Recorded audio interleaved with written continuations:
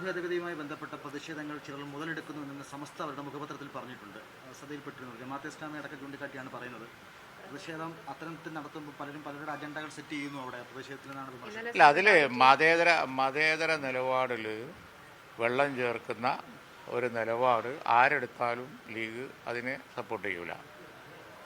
ഇവിടെ എന്ന് പറഞ്ഞിട്ടുണ്ടെങ്കിൽ വഖഫിനെ ഞങ്ങൾ കാണുന്നത് ഒരു ദേശീയ പ്രശ്നമായിട്ടാണ്.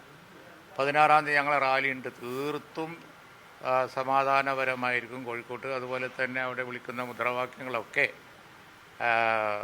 വഖഫ് സംരക്ഷണത്തെക്കുറിച്ചും ഇന്ത്യയിലെ മതേതരത്വം നിലനിർത്തേണ്ടതിനെക്കുറിച്ചും ആയിരിക്കും. നമുക്കറിയാലോ, ഇപ്പോൾ ഈ സമയത്ത് ഇന്ത്യ രാജ്യത്ത് വെറുപ്പിൻ്റെ പ്രചാരകർ ഞങ്ങളല്ല. വെറുപ്പിൻ്റെ പ്രചാരകർ ഇവിടുത്തെ വർഗീയവാദികളാണ്. ഇവിടെ ഫാസിസം വളർത്താൻ വേണ്ടി ശ്രമിക്കുന്നവരാണ്.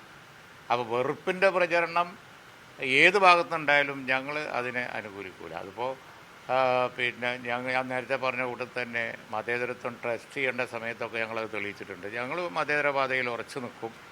ആർക്കും ഈ വഖഫ് ഇഷ്യൂ ഒരു എന്താ പറയുക വർഗീയമായി മുതലെടുക്കാനുള്ള അവസരമാക്കി കൊടുക്കുന്നതിന് ഞങ്ങൾക്ക് യോജിപ്പില്ല.